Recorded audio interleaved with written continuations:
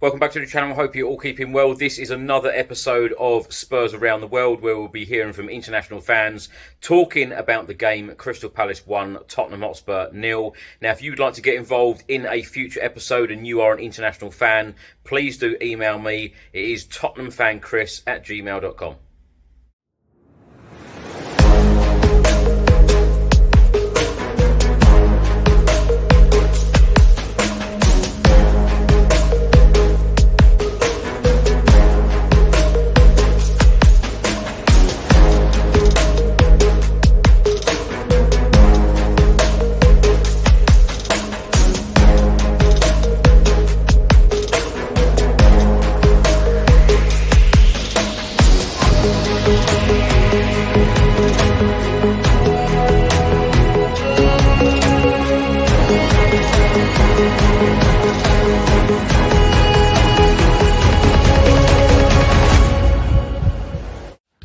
Hi guys, this is Simone dell'Uomo from Italy for Chris Collin, just to comment on what we once again witnessed yesterday in South London, Selhurst Park, another defeat, because we are talking about, after all, the worst start of the season since 20 years for Tottenham Hotspur. First of all, arguably, almost every Spurs fans around the world already knew that Tottenham were gonna lose this game for many reasons. First of all, because this season, the second year of Postecoglou's project, is like this. One win, one easy win in Europe, and then another defeat. First of all, it was an historical day for Ange Postecoglou in his times at Spurs, because finally he managed to show us a plan B. Because I always underline the fact that he never had a plan B or a plan C. But in this case, maybe it was better not to know what was the awful plan B. Switching from 4-3-3 through 2-3-5 when you've got the ball, to an elementary 4-4, taking mothers off the pitch, the only one who arguably has got the quality in the last third to open the spaces, to see the spaces, to find a way to build up something up front, and bringing in Timo Werner, Richarlison. Their impact was absolutely nothing, absolutely zero, and it was. So here we are talking about the worst start, what has been since now, the worst start of the season in 20 years. So it's time to move some critics to Big Ange. Absolutely, it's time. And mainly, this is what I'd love to underline, is the fact that Big Ange insists on the fact that week in and week out, you have to be consistent. Yes, we have to be us. We wanna be playing in a certain way, but it's not possible. We are not in Japan, we are not in Scotland, we are in England. We are in the NBA of football. So it's not possible to be brilliant, to be sharp, to be week in and week out at the top of your performance. And in this kind of games, where you are not on your top, you should take everything from this kind of games. Even mainly because they, in this case Crystal Palace, didn't kill the game. So maybe a point, maybe something like that. These are the basics of every winning mentality in the world, for every manager. So I'm not sure, I'm very doubtful that one day he will find out this basic of modern football. Hi Chris, here's Damian from Switzerland, and yeah, this is my comment on the Crystal Palace game. Really frustrating, losing 1-0 at Selhurst Park against Crystal Palace. I think that cannot happen to Tottenham Hotspur. Definitely not our day. And I think that the game plan from Crystal Palace was really good.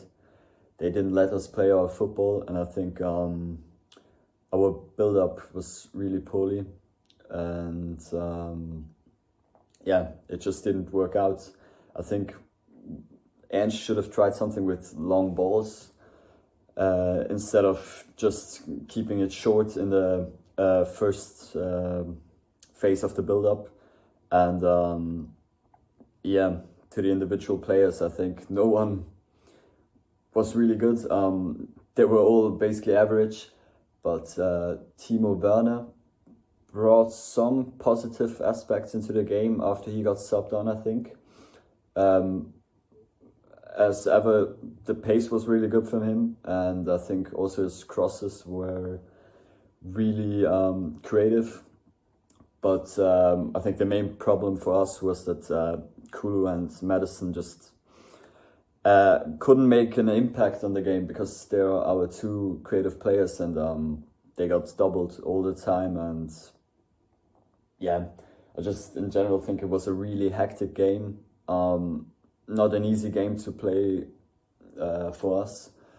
And yeah, I also don't know what the solution to this kind of football is, because normally we can do the things that we want to do, but against Palace it definitely wasn't like this. And yeah, I hope on Wednesday there will be some better performances from the players, and yeah, maybe we can bounce back in the Carabao Cup. Afternoon, guys. This is Gary, aka Pick and Mix from England. Chris just asked me to do my thoughts on the game yesterday. What can you say? I think it's typical Tottenham. I did think we'd go behind. Away from home, we've been awful. We've not been good. We've had the odd good result against United and stuff, but less said about them, the better. But yeah, really, really poor. Went behind. Thought there'd be a reaction second half. It's just typical Tottenham. I mean, you know, Crystal Palace, I mean, haven't won a game all season, so obviously Dr. Tottenham turns up and loses. It's what we do. It's very frustrating being a Tottenham fan, because I don't know if you put your fingers solely at the players yesterday. Does Ange take a bit of responsibility? I think you could probably only say Vicario played fairly well, but then he still made a couple of mistakes, but he had quite a decent game. And even, dare I say, with Timo Werner came on, he was actually not too bad. But other than that, you know, it's playing out from the back. We just can't do it. And it was just a very frustrating watch. You know, I don't really know what else to say. Looking onto the game on Wednesday, what Tottenham's going to turn up, there's probably going to be 10 changes anyway. We could still win, we might lose. But I think ultimately, this is what you get with Tottenham. You know, we either turn up and play really great football, or we don't. And it doesn't matter what players we have or who's managing us. I think it's just the way we are. Very frustrating yesterday. I think it's always a case of when other teams drop points and we've got that chance or opportunity to, you know, maybe get up the league a little bit. We always seem to do the same. So very tough watch.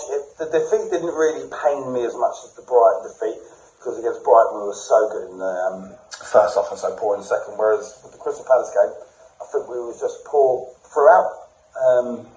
Just lacklustre, not really playing any good forward balls, and ultimately just a boring watch. So anyway, onwards and upwards, on to Wednesday. Come on, you Spurs. Thanks for watching and thanks for listening. I hope you enjoyed it. If you would like to get involved in a future episode and you are an international fan, please do email me. It is tottenhamfanchris@gmail.com. Enjoy the rest of your week. I'll see you in the next one. Come on, you Spurs.